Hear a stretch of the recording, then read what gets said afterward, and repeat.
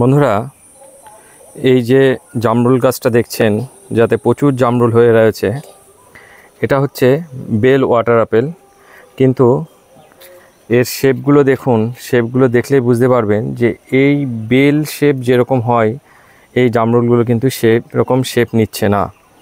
হ্যাঁ, এগুলো এখনও কচি রয়েছে। আমি একটুখানি যেগুলো মোটামুটি ম্যাচিওর করেছে এরকম দেখাই, তাহলে বুঝতে পারবেন যে এর যেরকম বেল শেপের আসার কথা সেরকম নিচ্ছে না। এই দেখুন, এটা দেখেন, দেখলেই বুঝতে পারছেন যে এটা একটা ভঙ্গুর একটা জামরুল। গাটা পুরো একদম উঁচু নিচু হয়েছে, এর একদম আকৃতি একদম বিকৃতি হয়ে গেছে। হ্যাঁ, তো এরকম কেন এমন হয়েছে? এই দেখুন, আরও দেখুন, এই যে দেখুন যে এরকম কেন এমন হয়েছে, কী কারণ? যে এই জামরুলগুলোতে এরকম হওয়ার কথা নয়। এটা সুন্দর একটা বেল শেপ নেয়। এই যে যেমন দেখছেন, যে এই যে শেপটা দেখছেন, এটা পুরো একদম বেল ঘন্টার শেপ, ঠিক আছে, এরকম আসবে, কিন্তু শেপ হয়ে গেছে এরকম। এবং গাছের বেশিরভাগ জামরুলই এই অবস্থা হয়ে রয়েছে। এই দেখুন, এই যে এই কাছ থেকে দেখাই, এই যে দেখুন, এই যে দেখুন, পুরো একদম বিকৃতি টাইপের এর শেপ চলে এসছে পুরো। তো এরকম কেন, কি কারণে এই অবস্থাটা হচ্ছে, সেই নিয়ে আজকের ভিডিওটি, চলুন শুরু করি। নমস্কার বন্ধুরা, এমডি ফুড গার্ডেনে স্বাগত। বন্ধুরা, এই যে ভিডিওর প্রথমে আমি আলোচনা করলাম যে এই জামরুল গাছটা, এটা আমার একটা বেল ওয়াটার আপেল, খুব একটা ভালো ভ্যারাইটি, খেতে সুস্বাদু। তাই এবার এর ফলগুলো সব, তার গঠন অর্থাৎ ফলের আকারগুলো কিন্তু ঠিকঠাক হয়নি। হ্যাঁ, ফল কিন্তু প্রচুর ধরেছে বন্ধুরা, একটু কাছ থেকে, কিন্তু এই গাছ অনুসারে কিন্তু প্রচুর ফল ধরেছে। এই যে দেখুন, প্রচুর ফল আছে, কিন্তু ফলের গঠনগুলো ঠিকঠাক নয়। বন্ধুরা, এই যে ফলের গঠন ঠিকঠাক হয়নি, এর পেছনে মূল কারণ হচ্ছে বোরনের অভাব।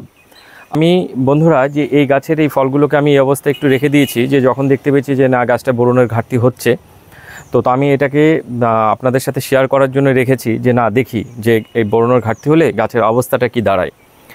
এই বেল ওয়াটার আপেলের অরিজিনাল কালারটা কেমন আসে, এর শেপটা কেমন আসে, আপনারা এই স্ক্রিনে দেখতে পাচ্ছেন, যেটা আমার শীতকালে হয়েছিল, সেটা আমি শেয়ার করেছিলাম। তো ঠিক এরকম, এবং এটা খুব সুস্বাদু হয়। তাই এখন কিন্তু এর যা গঠন এসছে, এর মধ্যে আমি কিছু গঠন ঠিক করতে পারবো, কিন্তু বাকি যেগুলো বিকৃতি হয়ে গেছে সেগুলো ঠিক করা যাবে না। কিন্তু যেগুলো ছোট আছে সেগুলো ঠিক হয়ে যাবে আশা রাখছি বোরন স্প্রে করার পরে। তা বন্ধুরা, এই বোরনের কি কাজ, সেই বিষয়ে আমার চ্যানেলে একটা বিস্তারিত ভিডিও আছে, আপনারা চাইলে দেখে নিতে পারেন। ওর লিঙ্কটা আমি ডেসক্রিপশন বক্সে দিয়ে দেবো। তো এই বোরন দেখুন, বোরনের গাছে একটা বিশাল ভূমিকা আছে। হ্যাঁ, পরিমাণ অল্প লাগে, কিন্তু বিশাল ভূমিকা আছে। বোরন কি করে, আমি একটু সংক্ষেপে বলি, যে বোরন বিশেষ করে এই রিপ্রোডাক্টিভ স্টেজে, অর্থাৎ গাছে যখন ফুল ফল আসবে, সেই সময় বোরনের অভাব হলে গাছে কিন্তু প্রথম সমস্যা দেখা দেবে, ফুল কম আসে। তারপর আপনার দেখা দেবে যে ফুল ঝরবে বেশি, ফল ঝরবে বেশি, আবার তার সাথে ফলের আকৃতি ঠিক হবে না, ফলের সফটনেস কমে যাবে। এই যে দেখছেন যে যেগুলো বিকৃতি হয়ে গেছে, এগুলো সফটনেস থাকবে না, এগুলো একটু শক্ত হয়ে যাবে। অর্থাৎ জামরুলের যে একটা একদম পুরো সফট ব্যাপারটা থাকে, খুব সুন্দর, সেটা কিন্তু কম হবে। আর যেটা হবে সেটা হচ্ছে ফল ফাটা রোগ তো আছেই, এটা বলার কিছু নেই, যে বোরনের অভাবে গাছের ফলের সবথেকে বেশি যে সমস্যাটা দেখা যায়, সেটা ফলটা ফেটে যায়। হ্যাঁ, পেয়ারাতে, বেদানাতে এইটা বেশি দেখা দেয়। তো এখন এই বোরনের অভাবটা যেন গাছে না হয়, সেটা আমাদের দেখতে হবে। তার জন্য কি করতে হবে বন্ধুরা, তার জন্য নিয়ম করে বোরন দিতে হবে। ঠিক ফুল আসার 15 দিন আগে একবার বোরন দিতে হবে, ফুল চলে আসবে তখন একটা বোরন স্প্রে করে দিতে হবে, আবার যখন ফুল থেকে ফল সেট হবে সেই সময় একটা বোরন স্প্রে করতে হবে। এই ফুল থেকে যখন ফল সেট হবে সেই সময় এই গাছটা আমি বোরন স্প্রে করিনি। তার ফলে কিন্তু এই ফলের আকৃতিগুলো এরকম হয়ে গেছে।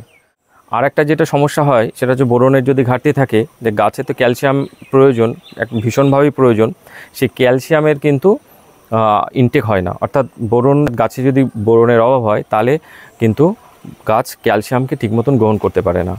আর বোরনের আর একটা যেটা বড় কাজ বন্ধুরা, সেটা হচ্ছে সেল ডিভিশন করা, অর্থাৎ কোষ বিভাজন করা বন্ধুরা।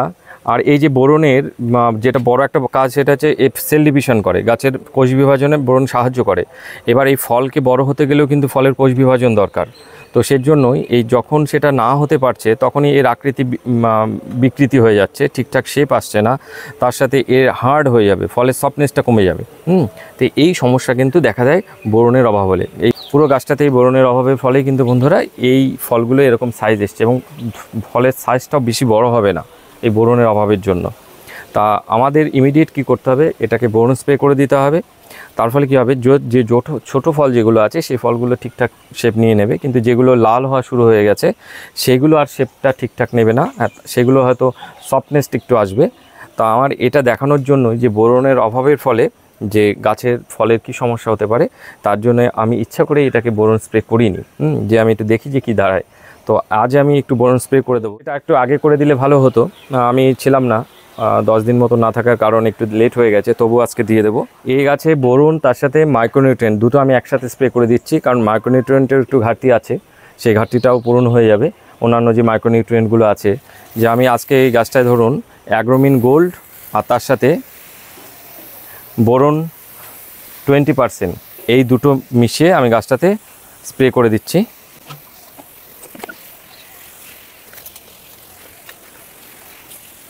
আপনারা দেখবেন যে যারা ফলের গাছ করেন তারা একটু এটা খেয়াল রাখবেন যে বোরনের জন্য গাছে অভাব না হয়, বিশেষ করে রিপ্রোডাক্টিভ স্টেজে যেন বোরনের অভাব না হয় সেটা একটু দেখবেন, তাহলে ফলের অবস্থা এমন হবে না। আর ভিডিওটি যদি ভালো লেগে থাকে তবে অবশ্যই লাইক করবেন, কমেন্ট করবেন, চ্যানেলে নতুন হলে সাবস্ক্রাইব করবেন, তাহলে আরও নতুন নতুন নানা গাছের পরিচর্যা সম্পর্কে আপনারা আপডেট পাবেন। নমস্কার, সবাই ভালো থাকবেন, দেখা হচ্ছে পরবর্তী ভিডিওতে।